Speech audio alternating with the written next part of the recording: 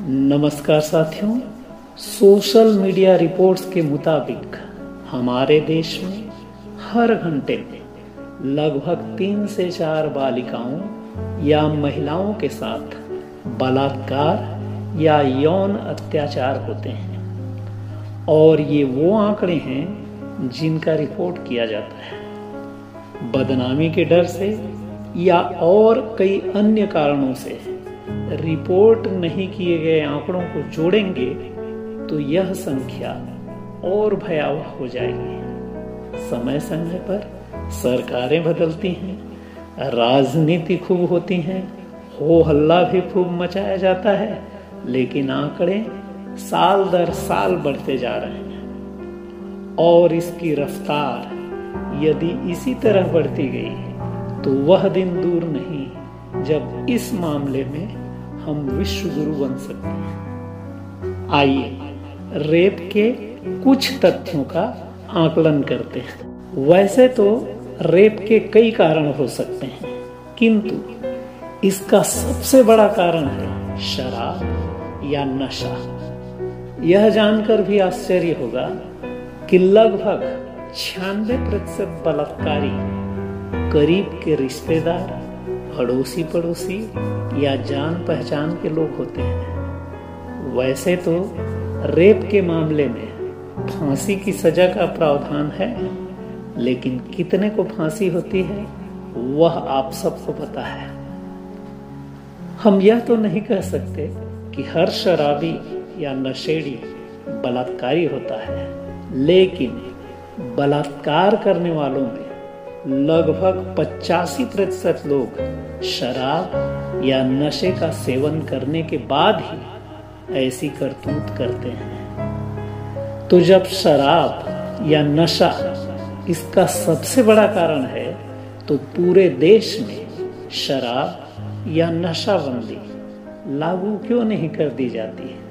तो आइए इसके पीछे के खेल को भी समझ लेते हैं। एक रिपोर्ट के मुताबिक हमारे देश के शराबी प्रतिवर्ष लगभग 1000 करोड़ लीटर शराब गटक जाते हैं, जिससे सरकार को लगभग 3 लाख करोड़ का राजस्व या रिवेन्यू मिलता है।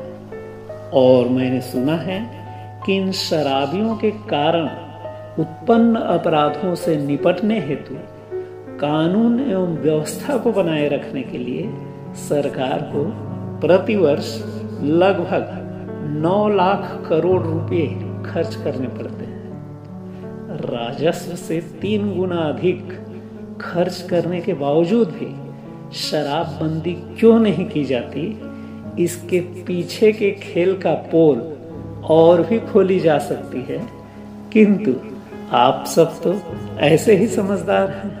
लेकिन बालिकाएं और महिलाएं चाहें तो बलात्कार की इस घटना को पूरी तरह तो नहीं, लेकिन लगभग 85% अवश्य कम की जा सकती है, और जिसके लिए उन्हें इन उपायों को आजमाना पड़ेगा। पहला, शराबी या नशेड़ी के साथ अकेली बिल्कुल ही न रहें, चाहे वह आपका निजी रिश्तेदार ही क्यों न हो।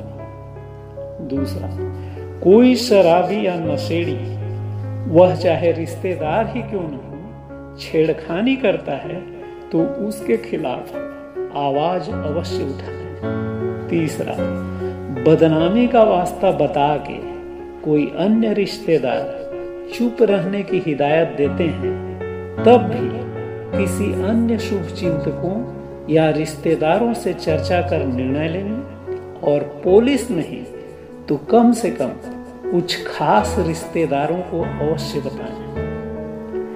इस बात को अवश्य दिमाग में रख लें कि शराबबंदी यदि हो भी जाएगी, जैसे कि कई राज्यों जैसे गुजरात, बिहार आदि में है, वहां भी नशे के सौदागर गली गली में शराब और अन्य मादक पदार्थों का धंधा चला रहे हैं।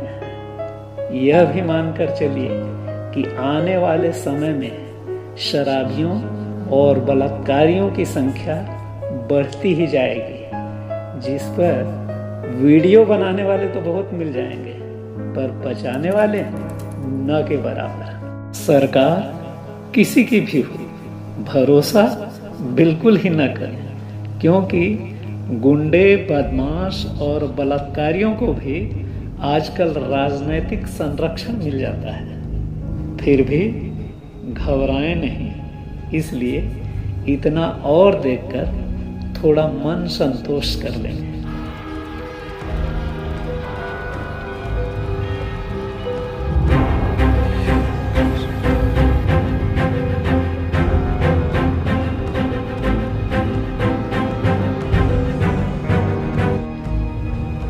समस्त नारी जाति को भगवान बलात्कार जैसी जघन्य अपराध से बचाएं। इन्हीं शुभकामनाओं के साथ इस वीडियो को देखने के लिए बहुत बहुत धन्यवाद।